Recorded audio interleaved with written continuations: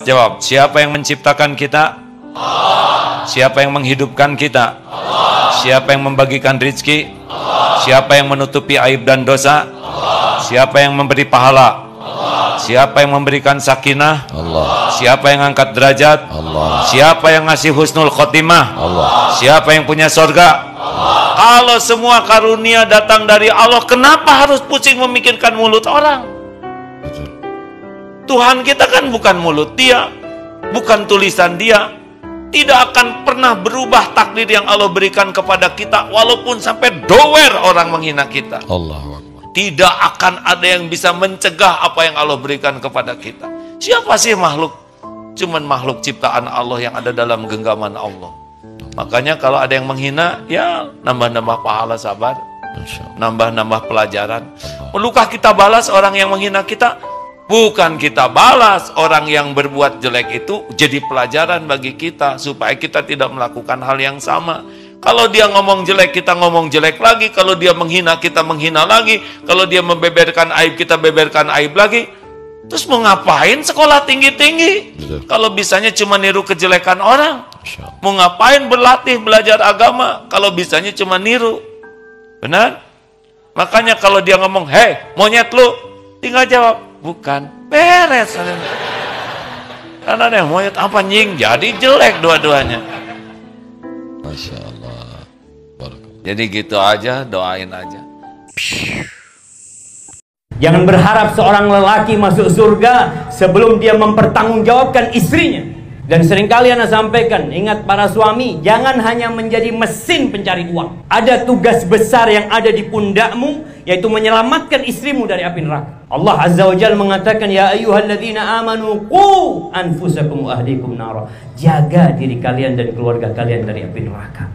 Tatkala istri tidak mau diselamatkan dari api neraka, tatkala istri tidak mau digandeng menuju surga Allah Subhanahu wa taala, Rasulullah sallallahu alaihi wasallam pernah mendiamkan istrinya 1 bulan.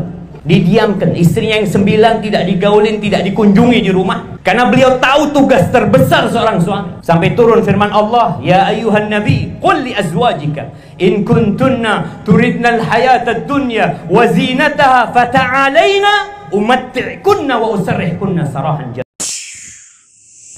Allah nggak minta banyak dari kita, enggak. Pelajarin sih apa yang Allah inginkan dari kita. Engkau silahkan cari dunia. Selesai salat, kata Allah, fa idza qudiyatis shalah fantashiru fil ard. Silahkan kalian bertebaran di muka bumi. Allah nggak minta kita 24 jam di masjid. Allah nggak minta kita 20 jam, wala 10 jam, wala 8 jam, wala 5 jam. Selesai sholat, bertebaran di muka bumi. Wabtaghu min fadlillah. Cari kerjaan kalian, silahkan kumpulkan dari karunia Allah. Tapi kata Allah, wadhkurullaha katsiran. Engkau di pasarmu tetap ingat sama Allah. Engkau di rumahmu tetap ingat sama Allah. Ingat, bumi ini akan selesai ceritanya. Kalau suami marah, ya udah, biarin aja di luar sana tidurnya, gitu kan? Tidur di luar, aku di kamar. Suaminya yang datang, adek maafin emas ya, gitu kan bu? Nunggu kan bu? Itu bukan wanita solehah, itu bukan wanita penghuni jannah. Karena wanita penghuni jannah idza ghadiba, apabila suaminya marah, ja'at, makna dari ja'at, wanita datang kepada suaminya itu dalam keadaan suami marah. Marahnya ini dengan 2 sebab. Apakah suami yang salah ataukah kita yang salah? Kitalah yang datang. Kalau kita, lah aku nggak salah kok, maksud aku minta maaf pada suamiku. Ini bukan wanita penghuni jannah. Kalau pengen masuk jannah, jangan ngambek sama suami.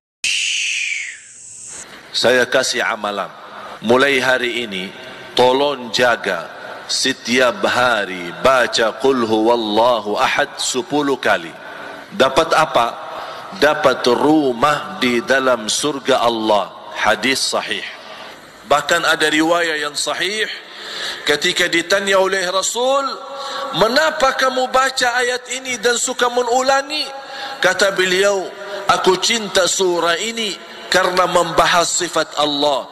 Qala Rasulullah bersabda, percintaanmu terhadap surah ini menjaminmu masuk surga.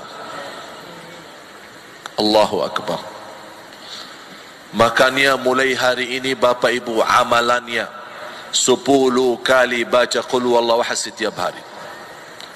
Tidak harus di masjid, boleh di jalan, naik motor, jalan kaki, dimanapun kita berada. Kata Nabi SAW, kalau dia baca ini, diampuni semua dosanya yang telah lalu. Kaget saja nih, ini belum bicara sholat nih. Terkaget malam, begitu dia ucapin pertama, zikir ini.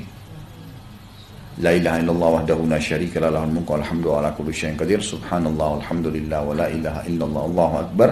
Wa la haula wa la quwata illa billahil aliyil azim. Allahumma gfirli. Amin. Maka kata Nabi SAW, diampuni semua dosanya. Kalau dia berdoa, diterima. Kalau dia sholat, diterima. Itu kata kuncinya.